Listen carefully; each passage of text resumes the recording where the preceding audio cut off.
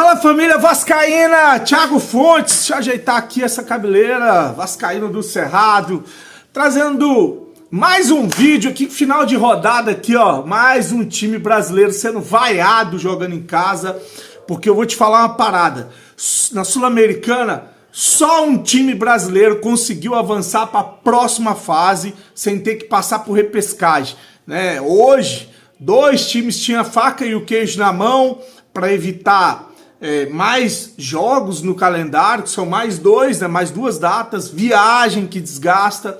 Esses dois times eram super favoritos, jogaram em casa e decepcionaram. Vamos falar um pouco sobre a Sul-Americana, como é que ficou essa situação, e saiu o adversário do Vasco também, tá? Antes, vou pedir para você deixar o joinha, deixa o like, se inscreve no canal, que é importante para ele ser indicado no YouTube, comenta, compartilha, deixa o hype, tudo que você puder fazer aí para ajudar o canal a ser impulsionado, beleza? Bom, vamos lá, acabou agora.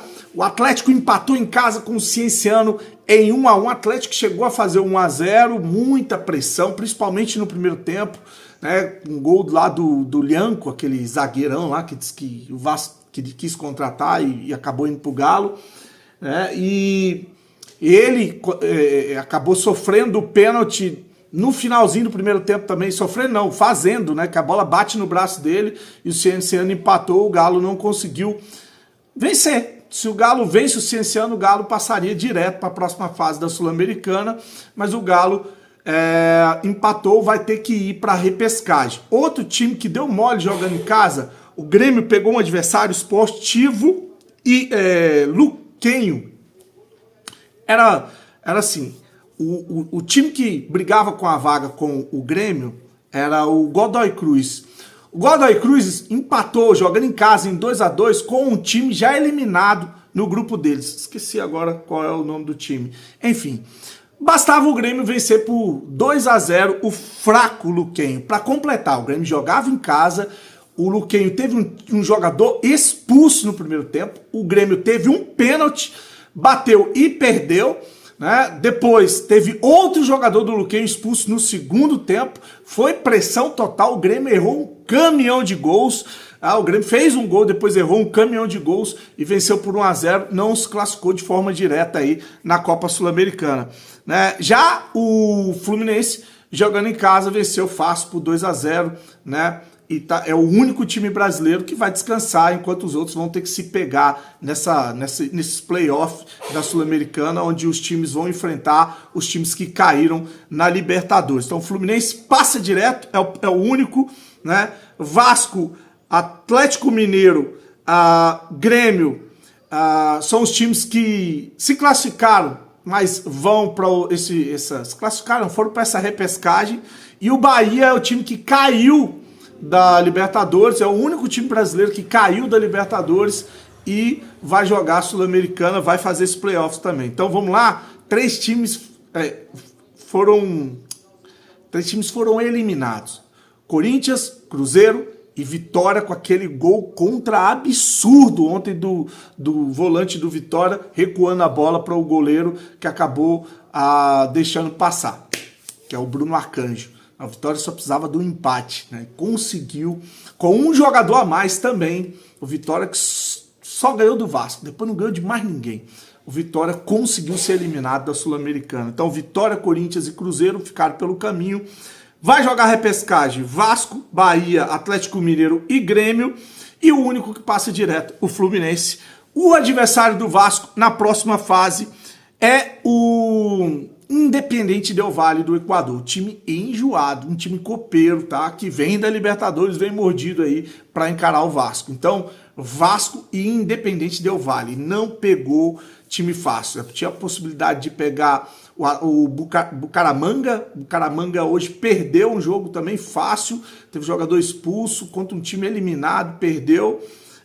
O Fortaleza empatou com o Racing não, Fortaleza perdeu pro Racing, tomou o gol no último minuto, mas com o tropeço do Bucaramanga, o Fortaleza acabou se classificando na Libertadores, né? O único time que caiu na Libertadores dos brasileiros foi o Bahia. Bom, vamos lá. Agora como é que fica a situação? O Vasco vai pegar o Independente Del Valle em 2 jogos. Acho que o primeiro é lá e o segundo é em São Januário. Acho que os times da Sul-Americana jogam o segundo em casa. E isso depois da parada do meio do ano. Interrompendo o vídeo aqui, porque eu consegui pegar aqui a lista dos times que caíram da Libertadores e quais são os confrontos nessa repescagem com os times que ficaram em segundo na Sul-Americana. Grêmio pega o Alianza Lima do Peru, Once Caldas pega o San Antônio, o Atlético Mineiro pega esse Bucaramanga, não sei se é da Colômbia, o Palestino pega o Bolívar, o América, olha o confronto do Bahia. O Bahia só pegou pedreira na Libertadores, cai para a Sul-Americana, pegar o América de Cali, adversário difícil, né, para o Bahia. Vasco pega também pedreira, Independente Del Valle. Guarani do Paraguai pega Universidade do Chile. E Central Córdoba pega o Cerro Largo. Tá aí então os times e os confrontos. E na segunda-feira, às 15h30, na CBF, vai ter o sorteio da Copa do Brasil, tá? Então a gente vai conhecer também o nosso adversário na próxima fase da Copa do Brasil, nas oitavas de finais da Copa do Brasil. Times são 12 times da primeira divisão, 2 times da Série B e 2 times da Série C. Vamos lá: Vasco, Atlético Mineiro, Atlético Paranaense, Bahia, Botafogo, Bragantino, Corinthians, Cruzeiro, CRB, CSA, Flamengo, Fluminense, Internacional, Palmeiras, Retrô e São Paulo. Esses são os times que ainda estão na Copa do Brasil. Sorteio lá na segunda-feira, direto vai passar na CBF TV, né? Esse sorteio às 15h30. Não sei se eu vou tomar uma punição. De repente eu boto até uma tarjinha nessa televisão aqui. Não, mas o jogo já acabou, não acho que tem problema não. Enfim.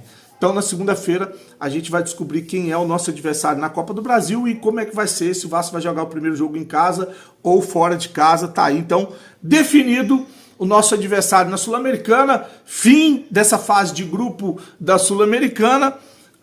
Vamos para uma repescagem e foco no Campeonato Brasileiro. O Vasco joga contra o Bragantino no sábado, tá? Tem a volta do Jair para o Campeonato Brasileiro. Lembrar que ele estava sendo tirado de tempo, né? Não estava sendo utilizado no Campeonato Brasileiro, porque ele atingiu um número máximo ali, 7 jogos. Se ele fizesse mais um jogo, ele não ia ser negociado, né? Inclusive, havia um interesse do Ceará no jogador, e aí o Ceará foi avisado de que o Jair vai continuar no Vasco, vai estar à disposição no sábado para jogar contra o Bragantino.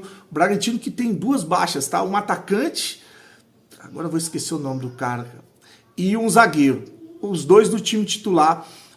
O atacante foi expulso e o zagueiro tomou o 3º cartão amarelo.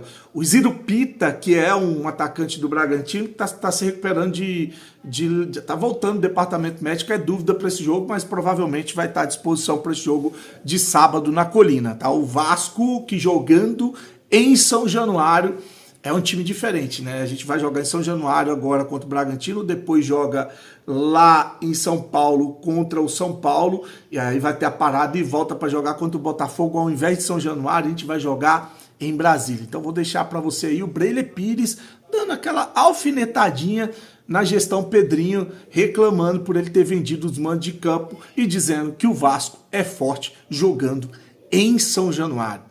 Em São Januário. O Vasco tem que jogar. Se o Vasco quer alguma coisa, o Breile Pires falei, nas Copas Sul-Americanas, que eu acho que agora a gente, né, passa a ter possibilidades na Copa Sul-Americana, a gente precisa de 2 situações. Primeiro, reforçar o time na parada, né? Vai ter que contratar. E segundo, jogar em São Januário. Vou deixar o Breile Pires desejando para você uma noite abençoada. Curte, se inscreve no canal. Fique com Deus. Tava aqui esperando até agora terminar para bater esse papo com vocês. Saudações vascaínas. E o Vasco em São Januário, né? Porque quem diria que o Vasco em São Januário seria mais forte, né? Só a diretoria do Vasco, Pedrinho ali, a galera, não, vamos vender mando de campo, que pro Vasco tanto faz jogar em São Januário. Gente, São Januário é onde o Vasco tem condições de, se quiser brigar por algum título nesse ano, sobretudo a Sul-Americana, é contar com a força de São Januário, porque com o torcedor empurrando, o ambiente, a maneira como o Vasco está acostumado a jogar ali, o Vasco não pode ficar longe de São Januário. Acho que não. Então a diretoria precisa fazer sua parte também, ajudar o Diniz. O jogo contra o Botafogo, né, na volta da parada depois da Copa do Mundo de Clubes, vai ser em Brasília de novo. O Vasco jogou contra o Palmeiras lá, então isso é ruim. O Vasco precisa jogar sempre em São Januário, que é onde tem uma força. Os jogadores conseguem tirar uma força extra para buscar uma vitória obrigatória, como foi a de ontem.